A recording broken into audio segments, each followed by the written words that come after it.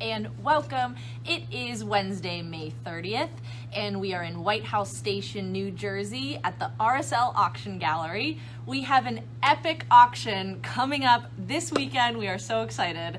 And a Facebook Live first. Ray and I are embarking on our first triple header, so wish us luck. We're going to be doing not one, not two, but 3 broadcasts back to back to back. 3 sets, 3 outfit changes, 3 auction catalogs. We have over 50 toys and banks to show everybody this evening that we will be featuring. They are all going to be up on the auction block this weekend. My, that seems terribly ambitious, but we're going to do it. I mean, this is such an opportunity for everyone out there. There are 3 world-class collections. None of them have really been on the market, so everyone that's really a current collector hasn't really had opportunities to buy any of these banks. Most of these collections were formed during the 80s, 30 years ago, and it's just whether you like mechanical banks, still banks, cast iron toys, tin toys, European tin toys, hand-painted tin toys. We have something for everyone in this sale. It's just an epic weekend that I think everyone's going to participate in and really enjoy. Yeah, so let's get started. We are starting with the Tom and Lori Sage collection of mechanical banks, which begins this Saturday, June 2nd at 10 a.m. Eastern Standard Time. We are beginning with our beautiful cover lot, the merry-go-round mechanical bank, which was Tom's first bank. Yeah, really interesting story with his bank. You know, Tom has been an institution in the antique toy market for decades. He goes back to the 70s. He told Bree and I when we did an interview with him in his home that he actually started his whole collection with $20, which is absolutely amazing. Now into it, this bank here was bought in 1986. And this is a great story because it came up at a little auction in New Jersey, and we actually have the auction clipping here. Yeah, so cool. Called Ron, R-A-H-N, Estate Auction. They list merry-go-round mechanical bank 1986. And Tom went to the sale and he previewed it and he saw this bank. And he loved it, you know, and he really wasn't into banks, but he really liked the merry-go-round because look at the little characters and, you know, it has all the exotic animals. There's like a ostrich, there's a swan, an elephant, a camel, yes, a goat, all with riders, and he loved the bank. But he had to go to the show in Chicago. So he previewed the sale, he liked it, had to go to work to sell toys in Chicago. He told his daughter, Sherry, why don't you go to this auction and buy this bank? And she said, okay, Dad, I'll go there. And, you know, she was young and, you know, sort of, you know, this hadn't been to many auctions. And she went to the auction and she talked to her dad on the phone and she's like, Dad, yeah, there's a lot of people here. And he's like, well, buy the bank. So the bank comes up for sale and it's like 500, 600, 700, 1,000, 3,000, 5,000, 8,000, 10,000, 12,000, 14,000, 15,000, 18,000, $20,000. She bought the bank. She was so thrilled. She called up her dad in Chicago. It's like, Dad, I bought the bank. And he's like, great, what'd you pay for it? She said, $20,000. $20,000? Are you nuts? But that's the way collecting goes. And Tom has owned this bank since then. He loves it. It's one of his prize banks. It really is. And it's just so funny. I mean, I can literally hear Tom saying that. So if you know Tom Sage, I mean, that's for sure. That's for sure. What a charming story. I love that his daughter was involved in the purchase of his first bank. You know, and it just really, he said that it was an inspiration to his collection. So what a great start to our merry-go-round bank. It was made by Kaiser and Rex. Has a sort of simple motion, but very sort of quaint. This is the ticket collector here. So you put your coin in. There's a lever here, and as you turn it, the bell rings. And he puts the coin in the side. Coin goes in, and it slowly turns. Really wonderful bank. Yep. Small scale figures, sort of a diminutive type bank. We have a number of those. They're one of my favorites. Yeah. I like with sort of the small scale. And this one was made circa 1888, and it is one of the finest examples in the world of this particular bank. All original. Finial, very difficult to get original. This is what it should look like. Sometimes you'll see it, it's more bulbous, but it sort of looks like that acorn finial. Original crank, all original figures. Canopy's red, white, and blue. It will also come in red and yellow. I mean, they're both very desirable, but generally people like the red, white, and blue because they're patriotic. Yes, very patriotic. Coming off of Memorial Day weekend. Hope everyone had a great weekend. But you can see the condition too of the top there. You won't necessarily see the patina of the red, white, and blue or on top of there in such nice condition. So if you're looking for a merry-go-round mechanical bank, it is our cover lot, lot 86. 86. Lot 86. Next, All right. we are moving actually backwards technically. We're moving to lot 85. And this one is the Clown, Harlequin, and Columbine is its official name. One of my favorite banks, made by Janie Stevens, designed by Bowens.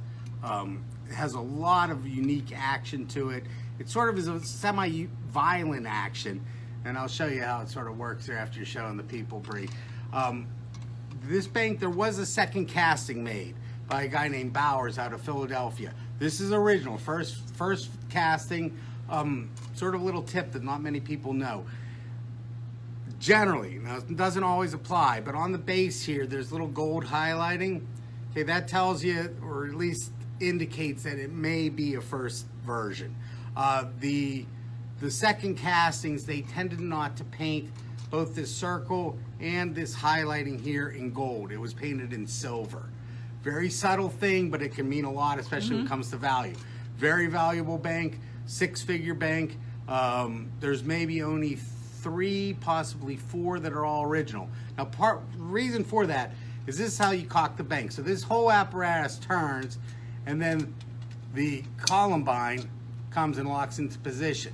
There's a lever over here, and the coin goes in beneath the Harlequin's legs. Now, I'm going to hold it because it is so violent, but when you push it, she actually will come spinning off this geared mechanism, and she actually will come here spinning. It catches on this catch here. Because this spring is so hard, very often it will break here. Very often, because of the break, the girl is lost. The girl will be recast, or they'll use a girl from a second casting to put on it. So it's exceptionally rare to get one that's all original, and this is exactly what we have here. Another little thing to look at, see this little gear here, Bree? Okay, this gear here, this actually goes with this comb. So right, it sort of fits on right on like that, so it spins. It's sort of a difficult thing. I'll show it a little bit closer another there. thing She's that I look interlocking into that right there. You know, another thing that I look at when I'm looking at this bank, because this girl is so often missing or has been repaired, or this bar has been repaired, the clown's hand's been repaired, these gears are very sort of specific. And on an original, they aren't too precise. The reproductions, it's almost like they machined this to fit on there perfectly. These are, I mean, it won't fit quite the same. It doesn't fit quite the same, but you know, what I love about this bank is, you know, I love original condition, I love original banks. So, you know, that's what I'm looking for. A bank like this, to get it all original, is really something exceptional. And just a side note, something that I really love about the bank is it has to do with a love story between the Columbine and the Harlequin. And the clown actually represents her father, and he is trying to keep her away from the Harlequin. I did not know that. So I thought that, I mean, you know, it's just a cute little story on top of it, but keep the little it's a girl away from her favorite boy. Yes, but it's a very life. charming bank, and once again, as Ray said, this is in beautiful condition. It's all original, circa 1880, so it's it's beautiful. And it's you know, a bank that you really don't get a chance to buy one that's all original. So, you know, if you're looking for something that's really truly exceptional, this is it. Yes, Harlequin, lot 85. What do you got next? Next, we're moving on to lot 127. The Red Riding Hood? The Red Riding Hood. I really Another one love of these this small one. scale banks. Show that to him, Bree. This is made by a small manufacturer named Reed. They didn't make many banks. In fact, I think this is the only one, or maybe 2 others. Not many at all. You know, after the fabled Red Riding Hood. The Red Riding Hood goes over and goes to Grandma. It's like, Grandma, what large eyes do you have? And when you press the lever, give them the lever press, you can see underneath, Grandma's actually the The wolf. big bad wolf. Coming for you. Great, great bank. Very, very, very difficult bank to get. Maybe 8, 10, possibly. Known in the world. It's a bank yes. that most collectors don't have, and even a lot of the top collectors don't have. It is extremely difficult to get all original. It's extremely difficult to get in good condition. It really does not get any better than this. It does come in 3 colors. It comes in a blue blanket, a green blanket, and a yellow blanket. Obviously, we have the blue blanket here. Really, any collector would love to have, you know, any version that they could. It does underneath have a unique trap. You can see it under there. As you can see, these are the Tom Sage tags there. Look, we went all out. We made stickers for this sale and everything. That's how good it is. With the little the merry-go-round cover lot on there, so you'll find that provenance on all of the Tom Sage banks. But yeah, I love that bank. You know, and this one, it doesn't really get any better. So no, and the face of the wolf is beautiful too, and it has you can see the red in his mouth as well. Detailing. Yes, very nice detailing. And you can even see on the blanket there, you can see the gold kind of etched on top of that as well. Exactly. Yeah, it's a beautiful bank. One of my favorites. I am lucky enough to own one of these, but you know, I've cherished it forever. Really, really enjoy it. Very good. Next, we're moving on to lot 2. This is the Another Perfection one. Registering bank. What's that one based on, Bree? This one's based off the Wizard of Oz. Yes. Very great theme there. As you can see, you have Dorothy, Dorothy and little Toto there. You have And the soldiers. you can even find the Scarecrow up front here, and even the Cowardly Lion makes an appearance He's on in the the side. back. So it's another charming one. It's in fabulous condition, and it's a beautiful bank. It was made by J&E Stevens circa 1893, and I just really love it. Yeah, well, it's a registering bank, so it's nice is you put a dime in, you press the lever here, and it'll actually register your dime. So on here, it will show you how much money you have in there. So 50 cents, $1, $1.50, $2, $2.50. Perfect. And it goes all the way back to $5. And the cool thing about it is you put money in, you put money in, you put money in, you put money in. You can't get the money out. The only way to get it out is you have to put $5 in, and when you get the $5, you press the lever, and boom, the lion, this whole panel pops down. And then you can pour all your money out. That's awesome. And go spend it on one thing. Hopefully another bank. But beautiful, you know, nice paper label here. It has nice red, the highlighting here. Little Dorothy has a real nice face. The pointer, you know, very often you can see how it works. It sort of wears away at this paper here. So you can see how many times it's been used. Just a little side note I was looking at. This here is a false screw. So a lot of times you'll see a lot of like scrape and things like that. But that screw doesn't really take anything apart. It just looks like a screw. It's actually sort of riveted together, so you can't take that bank apart that easily. It's really But cool. very rare. Original Perfections, maybe 15 of them. You know, it's a tough bank to get. And it's unique too because it takes dimes in most of the banks that is true. You know, we have take pennies. So I like that about it, and it's very, very detailed. Yep. Even there's birds up front. Yeah. By the Great They're trying to attack the Scarecrow. Great casting. So that's lot 2. Next, we're moving on to lot 92, the Springing Cat Bank for all the cat. So I picked it for the out cat there. people. So you got the cat. This is cocked. You pull the lever, and look at that. He jumps and gets that mouse. People love cats. And once again, you can see the beautiful coloring and the detail in here. You can see the reds and the yellows. There's gold and green. The cat's face there. So this bank was designed by Charles Bailey. Charles Bailey is probably the most famed and recognized of all bank designers. This was created by him before he actually went to work with J&E Stevens. J&E Stevens then hired him away. He produced 3 lead banks, I believe. The Springing Cat, Baby Elephant opens at 10 o'clock, and the Chinaman and Boat. They are completely made of lead because that's sort of what he worked with within his studio. When he sort of signed on with J&E Stevens, he produced a couple transitional banks, which were the Germania Exchange, the Bismarck Pig, and then there might be 1 or 2 more other ones. Oh, the greatest one of all, Darky Fisherman. There are only 2 known, which is all lead. Transitional, there were a couple of them which incorporate part lead and part cast iron. But I always loved all of his banks. They just have great detailing. They do. Great craftsmanship. This one I think has exceptional action. It comes in green. It also will come in gold, so you can't find it in gold. It has a wooden base, which most of his banks, so this and the Baby Elephant at 10 o'clock, opens at 10 o'clock, have wooden bases. It's the original trap. So how would you open the wooden base trap? Well, this you'd actually sort of put like a nail in there and it actually pops out. Okay. But it sort of works like a regular trap, but it was all made of wood. You have these banks, when Bailey was producing these, he's probably doing very small production runs. So meaning he probably made maybe 500 of them in a year. Very small production compared to a lot of other banks that were produced in the thousands. And I don't think you can quite see it on camera, but I mean, honestly, there's so much more detail to this. Even if I pull it all the way up here, there's dots and, etching all the way through that. Even though from afar it looks just green, but it isn't. There's stripes and there's diamonds and all kinds of detail in there. And like Ray said, that's because of the lead, so it's softer to work with. So Exactly. he's able to put That's more the detail. beauty of working with lead. You can get much more detailing in it. We like our lead soldiers, but there also are lead banks, and this is one of the more dynamic and sort of interesting of all the lead banks. I think a must for almost any collection. Yes, beautiful bank. Next, we are moving on to lot 57, the bank teller. Well, this is one of the ultimate banks for any bank collector, the bank teller. I really love this one too. This was made by he only made a couple banks again. His name was Arthur Gould, I believe, Gould. A bank teller, exactly what you think when you're collecting banks.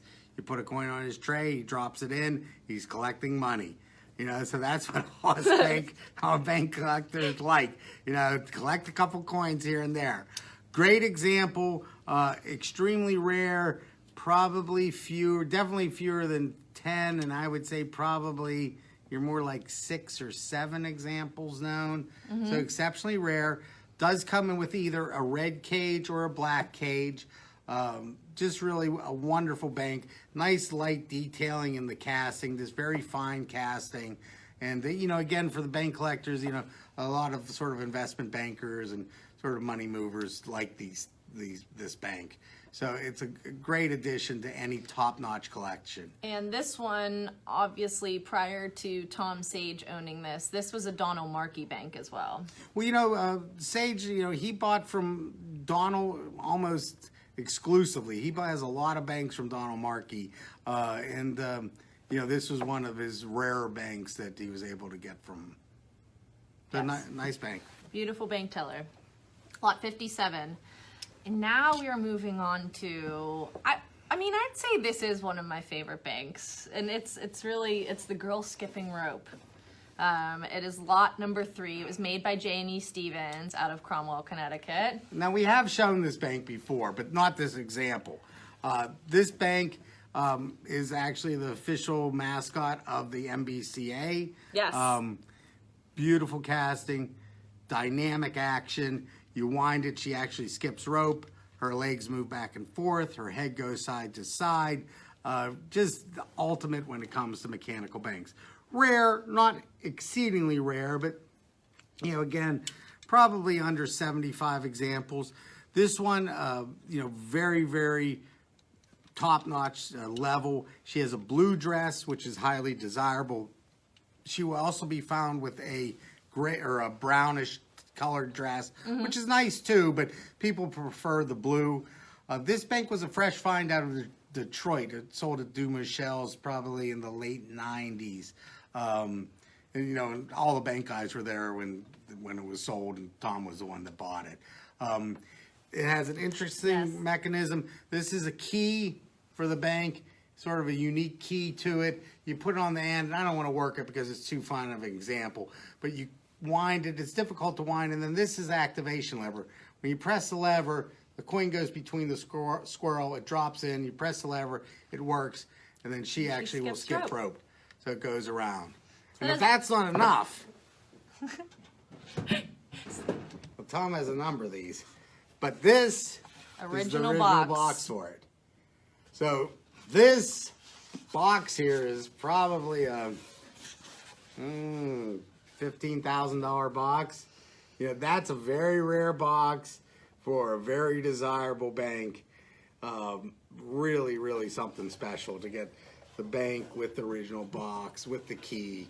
You know, it's everything that you want in a bank. Yes. One of the famous old-time collectors, I may have said this before, but Ed Mosler, who's Mosler Safes, which if you go into your bank or if you go to Fort Knox, the safes will say Mosler on it. So he produced safes, real safes. And he is famous for saying that you aren't a real bank collector until you own a girl skipping rope. And it's sort of true. I mean, I don't want to say that. I think the modern version is Darktown Battery. You know, you sort of want that bank in your collection. But, you know, if you can afford it and you're lucky enough to find one, girl skipping rope is sort of everything you want in a cast iron bank. It is. It's and I mean, it just has great action, and this one is in working order with its original box. It's really everything and anything that you would want in you know, in a mechanical bank. Exactly. I love it. Lot number 3, girl skipping rope. You'll put it in your collection. Hopefully someday. Someday, go. Ray. I like the spirit. All right. Moving along to lot 120. This is the Circus Bank made by Shepherd Hardware. Great action. Yes, another one with great action. I got a clown go. He's moving along there. But once again, just, I mean, the clown, you can see right there. I'll put my hand behind it so you can kind of see a little bit. But the detailing on his face, the coloring, you can see the stripes. I mean, the yellow and the blue and the red, they are so vibrant on this bank. It's in beautiful condition. Yeah, it really is. This bank's very difficult to get. Shepherd Bank. So, you know, again, all the Shepherd banks, they didn't have an undercoating or a primer on them. So they just painted right on the cast iron. So they did not retain their paint that well. Very common to have them chip and flake. This one's well above average. Beautiful clown, beautiful face, which is probably the most important thing. This bank also has a painted trap. Most of the time the trap's underneath the bank, but this is painted. Very difficult trap to get. And what you want, if you want a bank that has the trap that came with the bank, you look at the color of the trap, you look at the color of the surrounding. They should match exactly. These do. That's what you want on this. Also on this, the cranking mechanism, that is original. If you reverse it, it's very easy to take that off because when they put it in the box, it was shipped separately or you had to put the crank on. So it just has a screw mechanism, but it comes off very easily. So very often that will be replaced. All original, great bank. Yes, beautiful bank. And this is also another Donald Markey bank as well. Another Markey bank. It is. There's quite a few. And I believe, yes, this is our final bank of Piece de resistance. Tom's. This is the Mikado. It is lot 59. It was made by Kaiser and Rex. And this is the Provenance John Meyer collection. Okay, John Meyer, old-time bank collector. He wrote one of the first books on mechanical banks. The Mikado is one of my ultimate banks. I like Mikado, Jonah Pedestal, and the Clown, Columbine, and Harlequin. Probably my top 3 banks. You know, if people ask if there was a fire, those are the top 3 I'd probably grab. One, because of rarity. You know, there are more common banks that I think are very beautiful, but, you know, when you get that sort of collector spirit going, there aren't many Mikados out there. Very difficult to get. Great provenance on this bank. There are a couple color variations. It can come with a blue desk. That's very pretty too. And then the Mikado itself can be painted in blue or yellow, or also red, I believe. Sort of based on, in the late 1800s, the opera The Mikado was released. There was a huge fascination with Asia. Mikado was the emperor of Japan, I'm sorry. So they sort of played on it. And it has an interesting action. There's a lever in back here. And it was basically sort of, you put a coin in. And one of the things that's interesting with this bank is it takes an English penny. So you need a large coin. You put it in, he raises the bell, he lifts the other bell, you'll see it over there, and then you go back and it disappears. So it has a real neat action. I mean, not sort of very elaborate, but just on the shelf, I just think it really sort of epitomizes what we like about mechanical banks. Yeah, so he's mysterious and it disappears, I mean, I just think that that's great. I mean, it has a great action as well. It reminds me of, when you have the balls under the cups and you're moving them around and it goes from one to the Shell other. game. The Yep, shell that's game, what yes. it is. So, But great bank. My guess is probably going to be the top lot in the whole sale. It's going to sell above $100,000. And, just a superb example with great provenance. it really is. So, that's on Mikado, lot 59. And those are the lots we had to show for... Just a small sampling from Tom's yes, collection. just a small sampling. As from you can Tom. see behind us, there's plenty more. That's only one of 5 cases. Yes. And we also would like to give a big thank you to Tom for welcoming us into his home and giving us a tour of his collection. If you have not checked it out yet, our exclusive interview with Tom Sage is on our YouTube channel, Ray and Bree Live, and it's under our new series, Adventures with Ray and Bree, so you can check that out. And Later tonight, go yes, check it out after we're done here. and hear what Tom had to say about some of his prized possessions. And but yeah, as Ray said, this is a small sampling. There are 176 banks in the Tom and Lori Sage collection coming up this Saturday, June 2nd, beginning at 10 a.m. Eastern Standard Time. To bid or for more information, you can visit RSLAuctionCo.com for directions to the gallery or anything like that. So thank you for watching part 1 of 3, and we'll be back in 5 minutes with the Dr. Z collection. Part 1, here we go. All right, let's do it. We're moving.